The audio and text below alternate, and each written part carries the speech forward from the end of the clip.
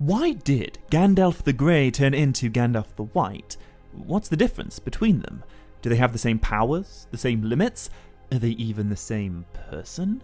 Well, in this video, I want to tackle those questions in the hopes of shedding some light on this fascinating, but not necessarily easy to grasp, detail from The Lord of the Rings. So, what exactly happened when Gandalf died, and what exactly brought him back?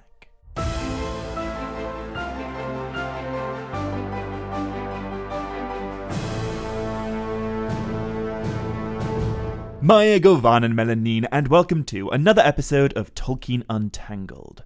So, Gandalf, I suppose before we can dive into how a grey wizard fell and returned as the white wizard, first we need to illuminate exactly who Gandalf is and why he's in Middle-earth. This is a topic that I explain in much more detail in this video, all about the 5 wizards, the Istari, but for the purposes of right now, we only need a basic overview.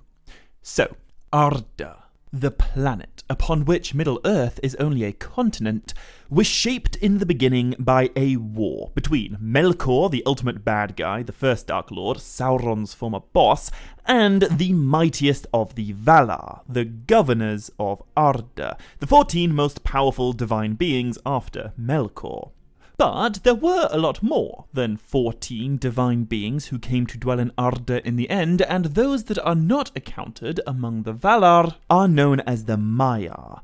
And if the Valar can be thought of as being a little bit like a pantheon of gods and goddesses, then the Maiar can be thought of as a multitude of demigods or angels, divine beings who are great in their own right, but are lesser than the Valar.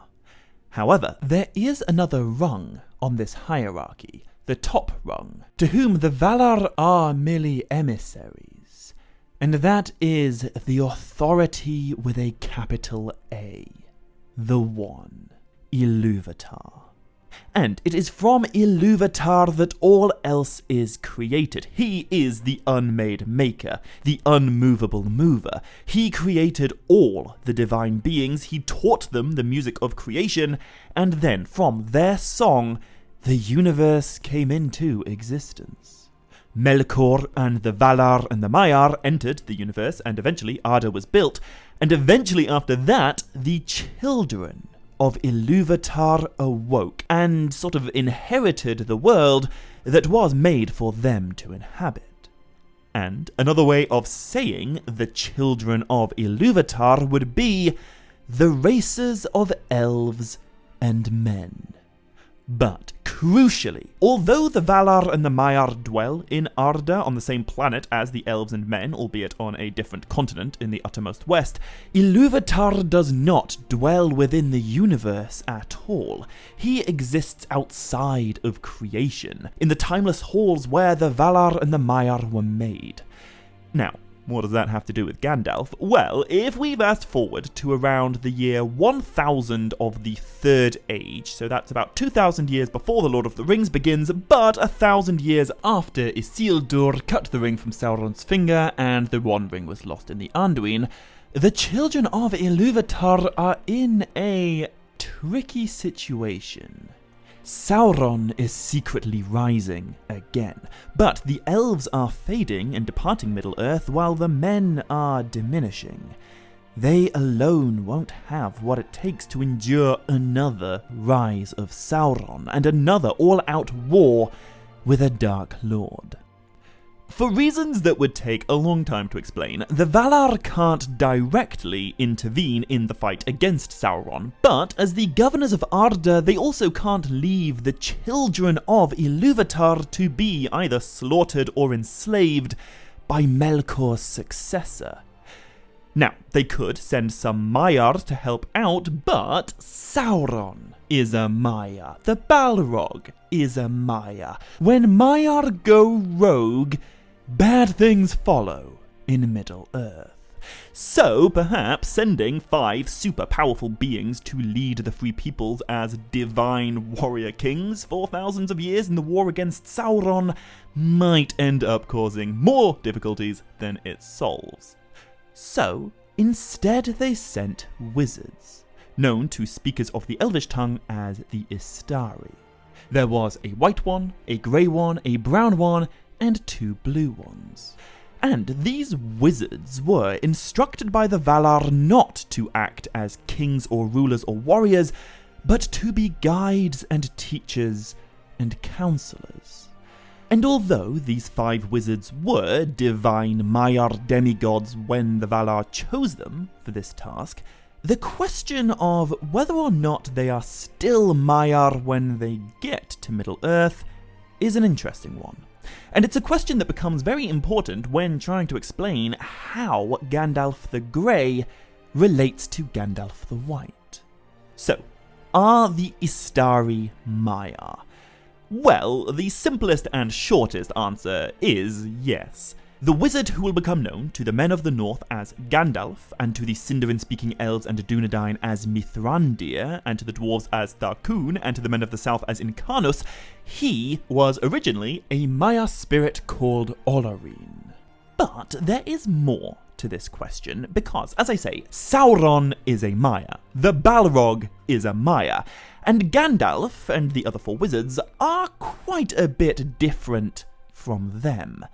There is a risk of straying too far into semantics here, and at a point this is just going to become a question of philosophy, more than, like, Tolkien lore, but I think many, if not most, of the things that make a Maiar do not apply to Gandalf and the rest of the Istari.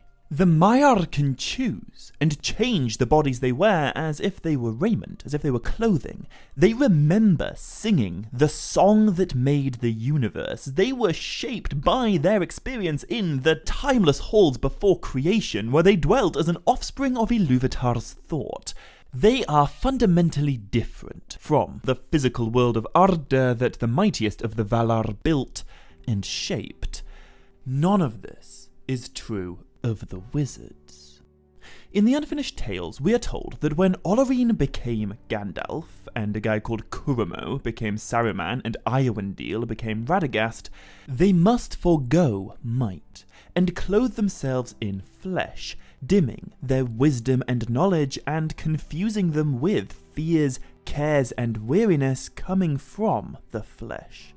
Later, we are told that being embodied, the Istari had needs to learn much anew by slow experience, and though they knew whence they came, the memory of the Blessed Realm was to them a vision from afar. And in this same chapter, we're again explicitly told that the wizards aren't Maiar with the appearance of men, they are actually bound in real, incarnate bodies. They were clad in bodies as of men, real and not feigned, but subject to the fears and pains and weariness of earth, able to hunger and thirst and be slain, though because of their noble spirits they aged only by the cares and labours of many long years. And just to hammer this point home, in letter 181, Tolkien also tells us these wizards were incarnated in the life forms of Middle-earth, and so suffered the pains both of mind and body. And it's not just a wizard's mind and body that's limited. The Valar also placed significant restrictions on the use of their Maiar powers. The Istari were forbidden by the governors of Arda, the Valar, to reveal themselves in forms of majesty, or to seek to rule the wills of men and elves by open display of power, but, coming in shapes weak and humble, were bidden to advise and persuade men and elves to do good. Now, the reason I bring all of this up is because, just like how many of the Maiar rules don't seem to apply to the wizards, many of the wizard rules that, define who Gandalf the Grey is, don't apply to Gandalf the White. When Gandalf the White is reunited with Aragorn and Legolas and Gimli in Fangorn Forest, he says to them, "My friends, none of you have any weapon that could hurt me." Which is an interesting comment considering Aragorn is wielding Anduril in this moment, the reforged sword that very much did hurt Sauron. It is possible Gandalf's just kind of being sassy with his friends here, and that if Aragorn actually did hit him in the head with Anduril, it would end badly, but there's a lot of other factors pointing to the idea that when it comes to his power, Gandalf the White has a lot more in common with the Maya spirit Olorine, who he used to be over 2,000 years ago, than he does with the Grey Wizard, who he used to be only 20 days ago.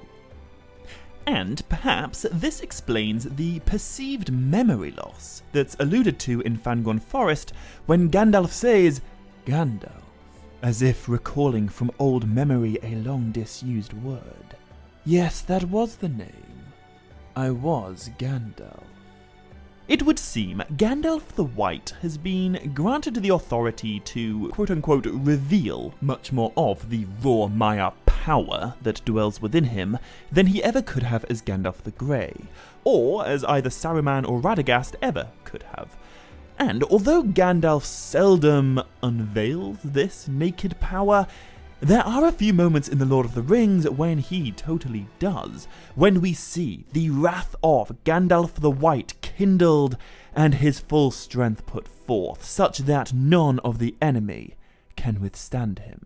When he returns to the story in the Two Towers, Gandalf the White warns Gimli, I am very dangerous, more dangerous than anything you will ever meet, unless you are brought alive before the seat of the Dark Lord. So, let's take a look at some of this power, or Maiar strength, or magic, and examine how it differs from the magic that Gandalf used when he was the Grey Wizard. Because I think there's a bit of a common misconception here, an idea that Gandalf the Grey very rarely used magic, and Gandalf the White uses it a good deal more. But that's simply not true. When it comes to explicit, like in-your-face, undeniable magic, I think there are actually more examples of that coming from Gandalf the Grey than Gandalf the White, but the type of magic used is different. In The Hobbit, we see Gandalf the Grey using a fair bit of fire magic. When goblins try to seize him in his sleep, there is a flash like lightning, a smell like gunpowder, and then several goblins suddenly drop dead. Later, in that same chapter, he summons a tower of blue glowing smoke and scatters piercing white sparks that burn holes in the goblins. And, of course, a couple of chapters later, he famously sets fire to pine cones and then uses them as flaming projectiles with which to fight the attacking wargs. And the theme of Gandalf the Grey displaying fire magic continues in The Lord of the Rings. 2 nights before Frodo got to Weathertop, Gandalf fought off all 9 of the Nazgul there, in a great battle of light and flame.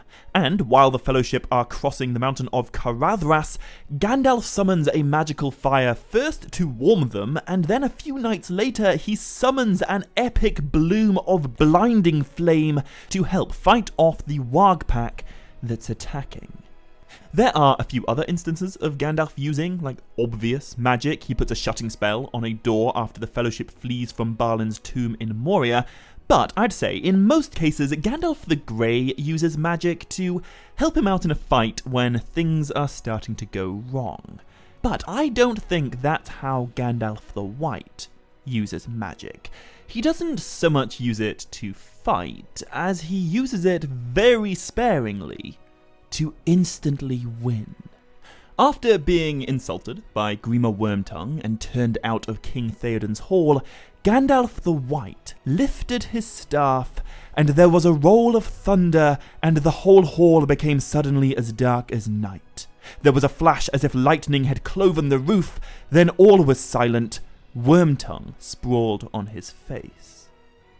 4 chapters later, Gandalf is in Isengard, confronting his former master Saruman, the former White Wizard, and he says to him, Behold, I am not Gandalf the Grey, whom you betrayed.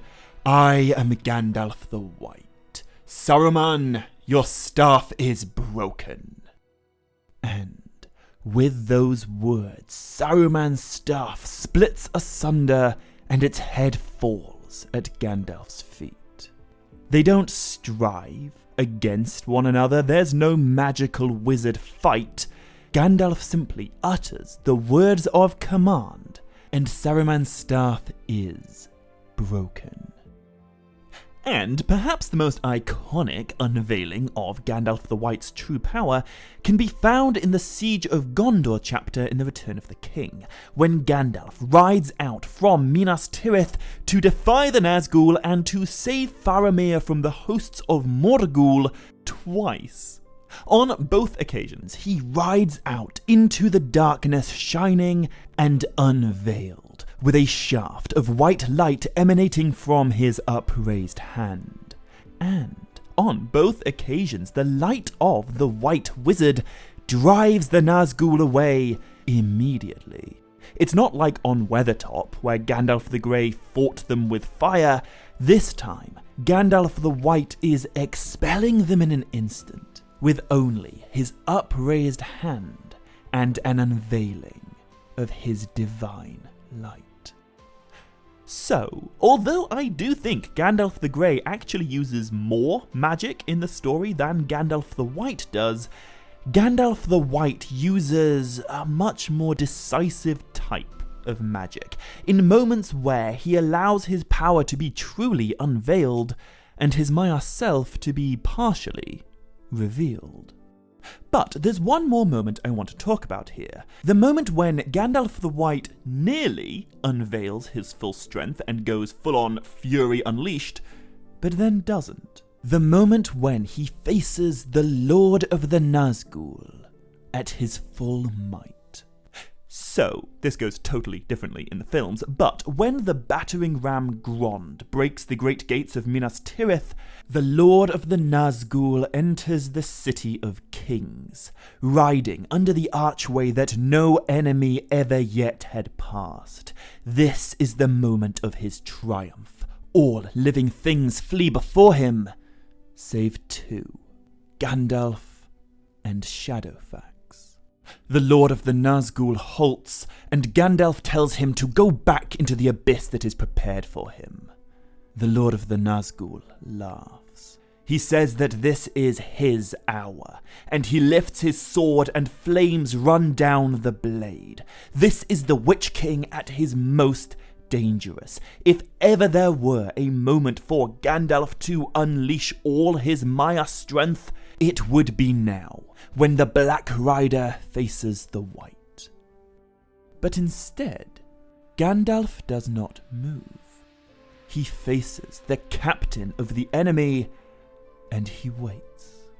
A moment later, he hears the crowing of a far-off rooster, reckoning nothing of wizardry or war, welcoming only the dawn. And as the dawn unfolds far above the shadows of death in the sky, the rooster's cry is answered by another note, a sound of horns. Great horns blowing wildly, the riders of Rohan have come at last. At the sound of these horns, the Lord of the Nazgul realizes his victory is slipping from his grasp even as he stretches out his hand to seize it. He leaves Gandalf and the city and its gate behind him, and he rides off into the Battle of Pelennor Fields, where he will fall at the hands of a shield maiden and a hobbit. I think this quote-unquote conflict between Gandalf and the Witch King, in which Gandalf makes no move at all, is the perfect example of Gandalf doing exactly what he's supposed to be doing. He didn't defeat the Witch King at the gate by unleashing his full power. He defeated him much, much earlier, when he guided King Theoden out of his dotage, and when he counseled the men of Rohan to ride to war, and every other time he subtly steered the free peoples in the right direction. Anyway, there is more to this question of Gandalf the White's power, and I'm going to argue Gandalf the White seems to see the world very differently than Gandalf the Grey did, or any other wizard for that matter. When he meets the three hunters in Fangorn Forest, Gandalf says to them, "I have forgotten much that I thought I knew, and learned much again that I had forgotten. I can see many things far off, but many things that are close at hand I cannot see." And a little later we're told that he looked eastward as if he saw things far away that none of them could see. And considerably later, in Return of the King, we are told that Gandalf saw all that happened during the Battle of Pelennor Fields with the sight that was given to him, despite the fact that he, at the time, was in the House of the Stewards saving Faramir from being burned alive. However, I think the most significant example of Gandalf the White's ability to see things from afar and even affect them can be found before all of that, at the very end of the Fellowship of the Ring. When Frodo put on the ring to escape from Boromir, he fled to the peak of Amon Hen, the Hill of Sight, and he sat upon the ancient seat of seeing. And there he became aware of the gaze of Sauron, of the eye searching for him, a finger reaching out to seize him, and a voice telling him to take off the ring. And that voice contends with the eye, psychically defending Frodo and defying the Dark Tower. And then the shadow passes. Now, at the time, none of the Fellowship had any idea that Gandalf survived his fall from the Bridge of Khazad-dûm. Frodo had no idea who the voice belonged to, but in the Two Towers, Gandalf the White confirms that this was him, sitting in a high place in Fangorn Forest and striving with the Lord of the Dark Tower all the way away in Barad-dûr. And he didn't do so with a palantir. He was a very long way from, the Mirror of Galadriel. As far as we can tell, I think Gandalf was using his far sight and his innate Maya abilities to confront his fellow Maya, Sauron. It's hard to believe that Gandalf the Grey would have been able to tap into that level of power. But before I end this video, there's one more crucial detail in explaining Gandalf the White that I really need to hit on the head. And before we can get into that question, we first need to examine what exactly happened when Gandalf the Grey died. We all know he fell with the Balrog, we all know they climbed the endless stair to the peak of Ziraxigil, and we all know that once there, they killed each other. But what happened next? Well, in his own words, after the Balrog was thrown down, and his body broke the mountainside where he smote it in his ruin, darkness took me, and I strayed out of thought and time, and I wandered far on roads that I will not tell. Naked, I was sent back, until my task is done.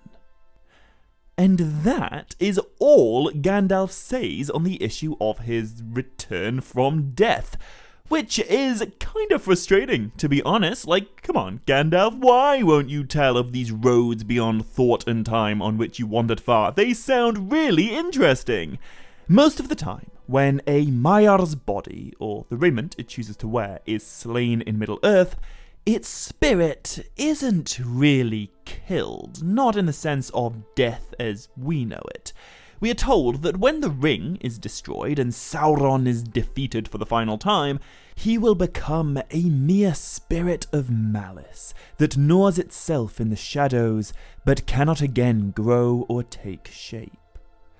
I imagine a similar thing happened to the Balrog, and we can speculate there may be some lingering but impotent spirit of malice residing around this broken peak of Ziraxigil long after Gandalf threw the Balrog down.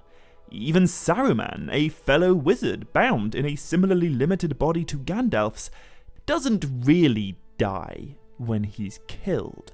Grima Wormtongue slits his throat, but then a grey mist gathers around his body and rises to a great height as a pale shrouded figure, until a cold wind comes out of the west and the figure bends away and dissolves into nothing with a sigh. But that's not at all what happened to Gandalf. Now, obviously, Sauron and Saruman and the Balrog are all bad guys. Gandalf isn't. And from the available evidence in The Lord of the Rings, it might appear the reason why Gandalf's corporeal death was so fundamentally different from Saruman's is that the powers of the West, the Valar, the governors of Arda, they rejected Saruman's spirit when he faced west, and they sent that cold wind out of the west basically as a way of telling him, "You screwed up and you're no longer welcome with us in Valinor."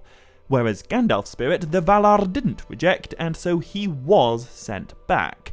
However, this is only half true. Certainly, I think Saruman's spirit was rejected by the Valar. I think it was them who sent that wind from the west to dissolve the pale shrouded figure. But in some of Tolkien's other writings, he makes it explicitly clear that it wasn't the Valar who sent Gandalf back. His return to life and subsequent enhancement went way beyond their pay grade. And it brings us back to that hierarchy that I mentioned in the beginning. The Valar are the governors of Arda and the most powerful beings within the universe of Ea, but they are not the capital A authority.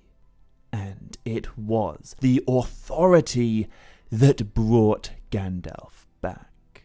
The one, Iluvatar, who dwells outside of creation and outside of time itself. And we know this because Tolkien himself stated so in Letter 156. He elaborates on this point in fascinating detail by telling us that Gandalf the Grey was sent by a mere prudent plan of the angelic Valar, or governors. But when Gandalf died, authority had taken up this plan and enlarged it at the moment of its failure. Naked I was sent back until my task is done. Sent back by whom and whence? Not by the gods, whose business is only with this embodied world and its time, for he passed out of thought and time. So, Gandalf sacrificed himself, was accepted and enhanced, and returned. And it was the supreme authority who made that so. It was the one who almost never intervenes in the events of Arda, but every now and again totally does. In the First Age, he intervened by giving the race of dwarves and ents true life. In the Second Age, he intervened by drowning Númenor and changing the shape of the world. And in the Third Age, he inspired Frodo to be the ring-bearer, and he brought Gandalf back with just enough enhancements to inspire the children of Iluvatar and guide them to victory in the final 40 days of the War of the Ring. So, in answering this question, what's the difference between Gandalf the Grey and Gandalf the White, there are, I think, a couple of strands that need to be pulled together. But perhaps the most fundamental one pertains to who it is that each Gandalf is working for. Gandalf the Grey was a messenger sent by the Valar to aid the Free Peoples on the Valar's behalf. And that's also true of Saruman and Radagast and the Blue Wizards, who all, in one way or another, failed at that task. But Gandalf didn't fail, he just died. And in the moment he did, the crisis became so grave that Iluvatar himself intervened, and he brought Gandalf back, not as a messenger of the Valar, but as an agent of the authority that created them. And it would seem that the Gandalf who returned, Gandalf the White, he didn't necessarily return to Middle-earth with, more powerful magical Maiar upgrades, so much as he returned with more authority to unveil what was already there. Once upon a time, there was Olorine, a wise, mighty, and well-respected Maya spirit with particular tendencies towards kindness and pity and mercy. Then there was Gandalf the Grey, a wizard, one of the Istari, a being bound in a body that gets hungry and tired and frightened just like any other incarnate being. And then finally there is Gandalf the White, neither a full-blown Maya nor a full-blown wizard, and yet kind of both. He is the being that Iluvatar himself deemed necessary in the fulfillment of his designs and in the survival of his children. So, I hope this has been an interesting and illuminating exploration into Gandalf's character, and I hope it goes some way in explaining why Gandalf's return as the new White Wizard is such a big deal. After 20 days of death, Gandalf awoke atop the peak of Ziraxigil, and there he lay in a trance for 3 more days. Then, upon the orders of the Lady Galadriel, Gwaihir the Windlord found Gandalf and bore him away to Lothlorien, where he arrived only 1 day after the Fellowship of the Ring left.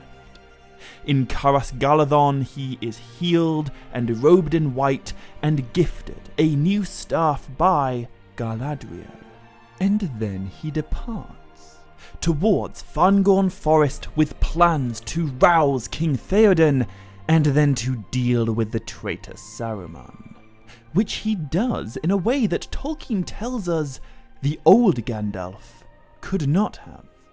Of course, Gandalf the White remains similar in personality and idiosyncrasy, but both his wisdom and power are much greater.